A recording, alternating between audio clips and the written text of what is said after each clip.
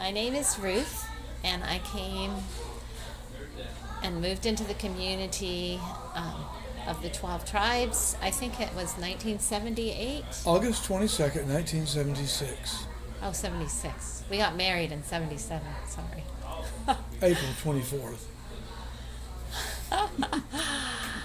But I grew up in a Christian family, and my father was a preacher. And my parents really did love God the best that they knew how. But I grew up going to church, and when I got to be a teenager, I just kept saying, where is the love? What? I don't really see love here. And I just couldn't understand. And so then I kind of got rebellious, and then I started saying, well, my Christian friends, they're not any different than me or anyone else, so maybe there really isn't a God. I don't really know. And so I started thinking that way. And then I started not being able to sleep at night. I'd wake up and say, what am I doing? Who am I to say there is no God? And I'm just a little human being on this earth. And somehow a fear came to me that I was trying to convince myself that there wasn't a God. And so I said, okay, I do really believe there's a God. But I want to be genuine about giving my life to Him. So what do I do? And so I went for one semester to a Bible college, small Bible college. Your father helped start that, didn't he? Yeah, my father helped start it.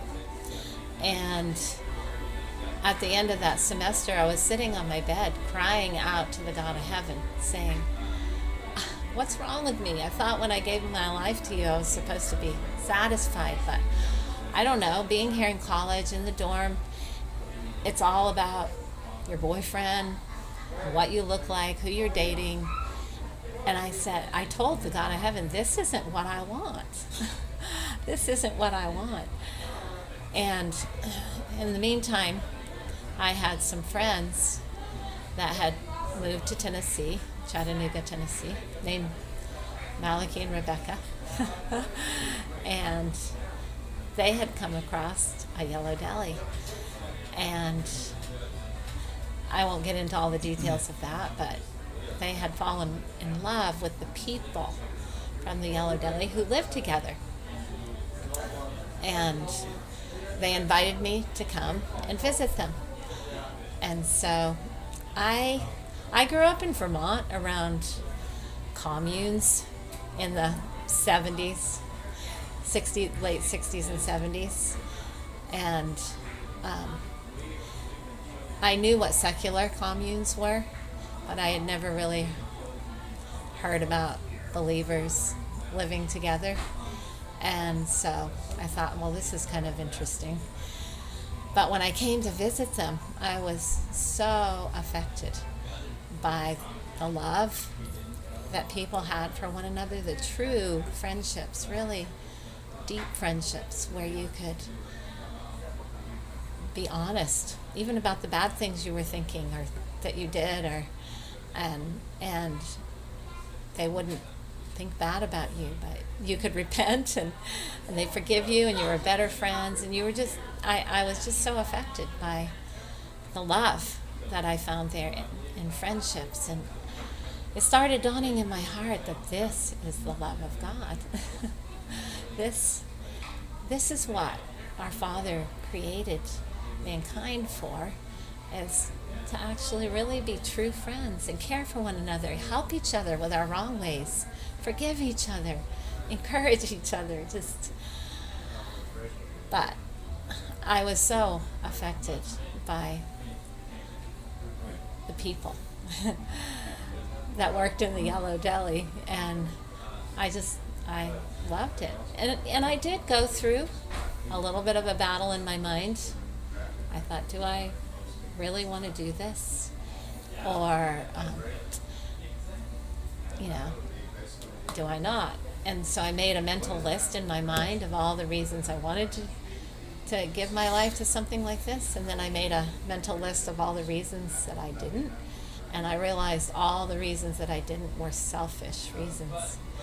And so then I thought, wow, I think the God of heaven is speaking to me, and I don't want to turn my back on him. And there always, when I came to a point as a teenager that I really did want to believe there was a God and sincerely serve him, there was something in me that really wanted to love other people and reach out to other people. But I didn't really even know how to do it. Or, I mean, you can go passing out tracts or things like that, but somehow I knew there had to be something more than that. And when I found this life, that's what I found. I found a true love that I'd never found before. And so I did. I gave my life to this life, and it was so amazing because I never felt that empty feeling anymore, because I actually learned that whatever I did with my hands, or whatever I spoke, or just whatever I did, it was worship to our Father if I was doing it for others.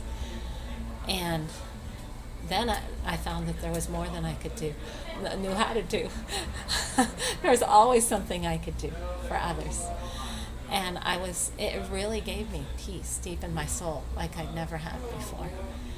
And I just can say honestly that I've never ever regretted the decision that I made. And I love this life more and more every day.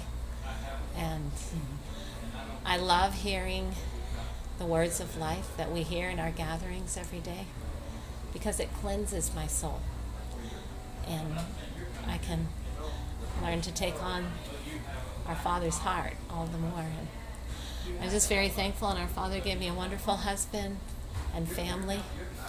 And just, I want to share it with you.